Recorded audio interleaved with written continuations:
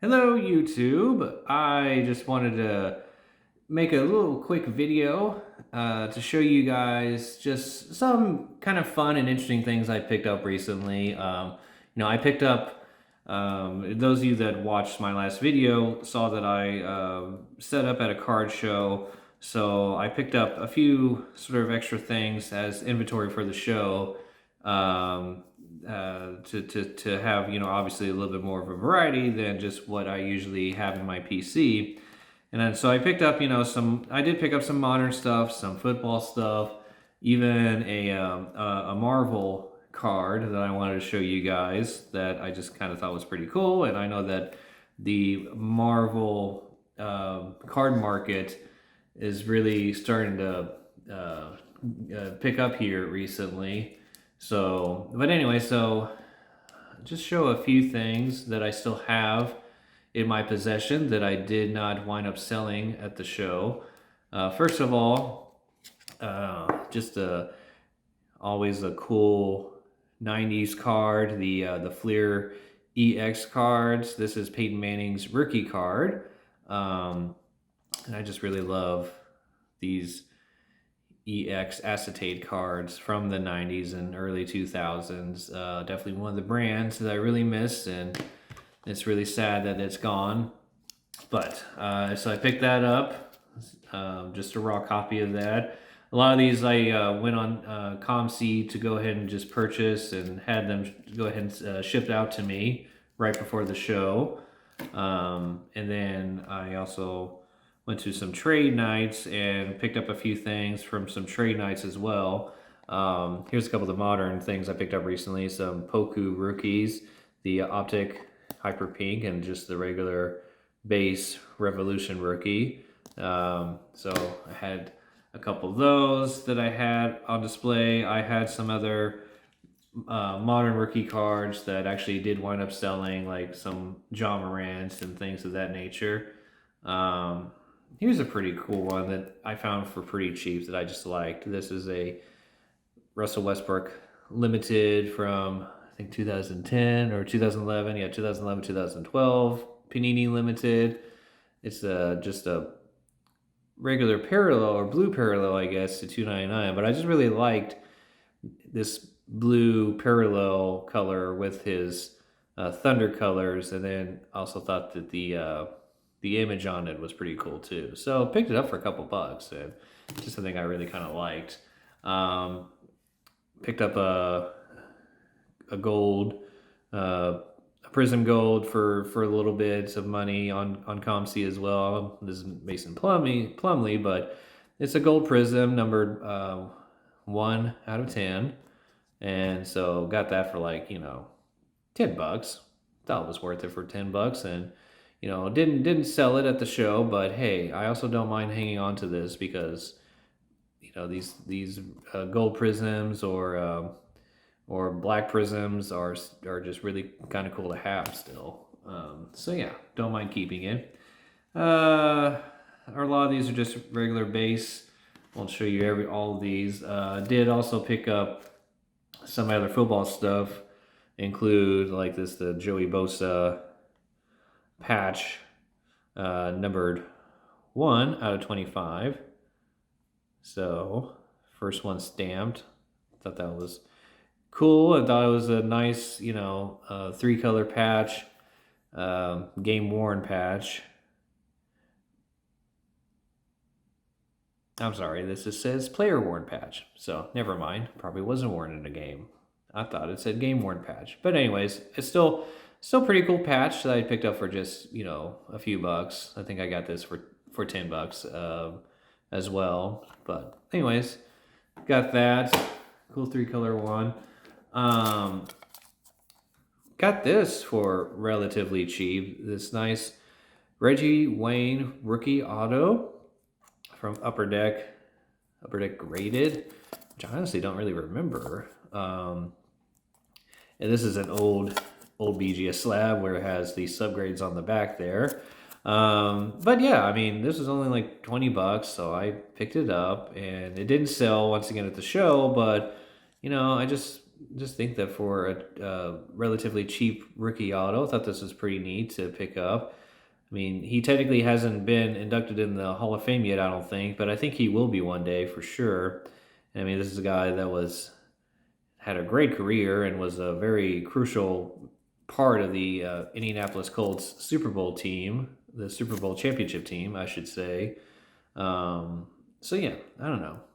That was pretty neat. If there are any Indianapolis Colts fans out there that are interested, just definitely let me know. And then also one of my modern pickups that I still have, it's just this Justin Jefferson Optic Hollow Rookie SGC 9. Once again, was relatively inexpensive. And so I picked it up for the show and wasn't able to sell it, but that's fine. Once again, I still don't mind hanging on to this for a little while for sure. He just had a huge game this past weekend. So it might be a good time to try and sell that again online or something. And then, another just quick, this was a nice three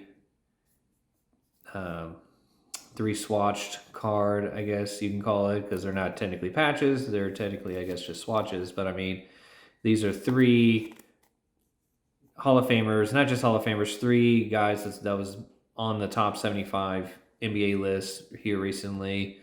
So you have Malone, Pippen, Gervin, and I'm pretty sure that this was game use. Yeah, game use for all three players, basically. So, I thought that was cool. I really think going back to like these mid to late 2000s, SB game use, almost all the Upper Deck game use material or material cards from Upper Deck, in particular the SP brand or any of their higher end brands, they were all game use pretty much. Which once again, you go through a lot of memorabilia cards here recently, and there are very few game used nowadays. So to go back and find these game used pieces from back in the day, and a lot of these still aren't that expensive. And I think a lot of these will have more appreciation over time as we get further and further away from the SB game used brands and things of that nature that were almost always game used materials. I think that these will be a little bit more appreciated down the road. But for right now, these still don't go for very much money. So I picked up a few of those, sold a couple of them. This one I did not sell. And once again, I'm fine with hanging on to it for a while. So I think it's still a pretty cool card. So last one I have real quick. Like I said, I did pick up this Marvel card that I just kind of thought was pretty awesome. This is the first year that Flair started doing Marvel cards. Marvel and Fleer, I should say, teamed up together in the early 90s. Around 1993, they signed a deal where Fleer would do their cards primarily, and they came out with this Flair brand. They called it the inaugural Flair brand. And then they would go on to do, of course, the metal products for Marvel and the Masterpiece products, all kinds of products that were really popular. And it would eventually lead to Upper Deck picking them up and still doing Marvel cards to this day, and doing a lot of the popular Fleer designs still to this day, like the PMGs, of course, and things of that nature. But this is the first Flair sets that they did. These were really cool designs on these cards, I thought, and these to get these in a PSA 10 right now, that's still pretty rare. I'm sure a lot more of these will get submitted to PSA over time. I don't know if they'll be still easy to get as a PSA 10 though, because these cards were, they were heavy foiled, easy to chip, easy to nick on the edges and corners. So I don't know if there'll still be a ton of Gem N 10s of these sets that'll come out. Like I think right now this one is a Pop 15 as a PSA 10. Last time I looked. So, anyways, just thought that this was a cool card, and I think it might lead me to picking up some other Marvel cards here in the near future, because I think that once again these are really gaining in popularity, and I do think that these look fantastic. And I definitely like this Flare set, and I like a lot of the other sets, like the Masterpiece sets as well, of course. So might start picking up some of those here pretty soon. So anyways, just wanted to show you those real quick. Like I said, I hope to go out to more trade shows here in the near future, so I may pick up some more inventory for those here soon, and let you guys know what I pick up, hopefully in future videos. And I just want to, yeah, just thank you so much for watching.